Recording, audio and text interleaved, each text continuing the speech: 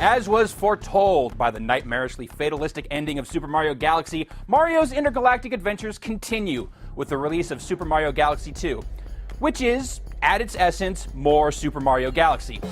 Now, that's not to say that this is a complete also-ran. A number of appreciable new gameplay concepts have been introduced here, including that infernal dinosaur Yoshi and a number of clever new suits. And the levels are even more ambitious with the crazy ways in which they play with the relative laws of gravity. So it doesn't have quite the same new Mario smell as the original Galaxy. But there are far worse games to draw favorable comparisons to. And maybe it's just been long enough since the first one came out for my memory to fade, but I still found the style of action as fun and fresh as I did 2.5 years ago. If there's any consistency between most Mario games, it's the jumping off point. And Galaxy 2 stays true to the rich tradition of Bowser kidnapping Princess Peach and Mario giving chase. This time, Mr. Mustache teams up with a ragtag crew of Lumas, those weird little raw chicken-shaped star people from the first Galaxy, on a planetoid spaceship that looks like a topiary version of Mario's head. Cruising across the universe in this spaceship, or should I say spaceship, Mario follows a mostly linear Super Mario Bros. 3 style map system from one level to the next. Though there are still star bits, coins, and a few other trinkets to collect and cash in for various power-ups and unlockables, your main concern is collecting stars, which is what throttles your progression from one level to the next. It's a progression structure that can be traced all the way back to Super Mario 64, with most levels featuring secret stars and secondary stars for you to go back and collect. The difference, though, is that the star requirements in Galaxy 2 are pretty high, and other than the deliberately crazy hard and brutal bonus world you unlock after you finish the game, I didn't feel like I had left many stars on the table by the time the credits rolled. I don't think Galaxy 2 is actually that much more difficult than the first, it's just that a lot of the harder stuff ends up being part of the critical path. I definitely engaged in my fair share of one-sided yelling matches with my TV playing the game, but it almost always seemed fair, and there was really only one occasion I could recall where I felt like it was the game's fault and not my own. It's tough, but it provides you with more than enough tools to get the job done.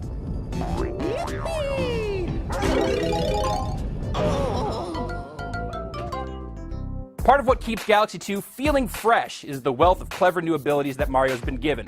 Personally, I'm a big-time Super Mario Bros. 3 fan. I love seeing Mario in crazy-ass suits, and this game represents the single largest influx of new suits since.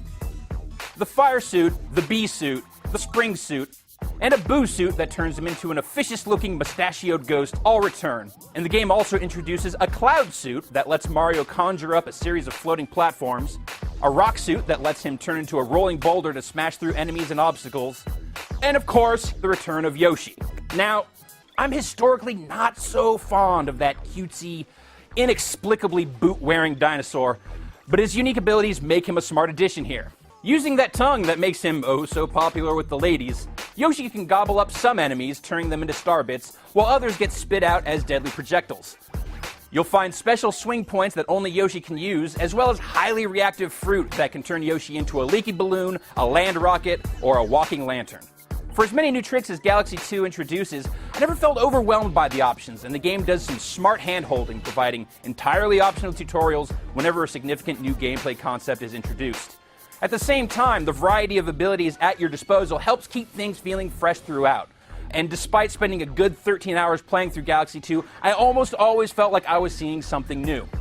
Much of that credit, though, has to go to the level designs in Galaxy 2, which seem much bolder than before and more willing to take some weird risks with the planetoids and abstract platforming that set the tone in the original Galaxy. The relative virtues of gravity are far more contentious. Levels will fold in on themselves in ways that's reminiscent of what you might get if MC Escher did origami, and there are entire levels that hinge on the rhythmic fluctuations of physical law. Yet these heady concepts are executed so deftly, I never found myself confused or uncertain about that behavior. Really, if there's one negative I can level against the action in Galaxy 2, it's that some of the gravity play might be too intense for certain players. If games like Portal trigger your sense of vertigo, you may have some problems staying right side up here. For all the meaningful changes and additions that have been made, this is still more Super Mario Galaxy.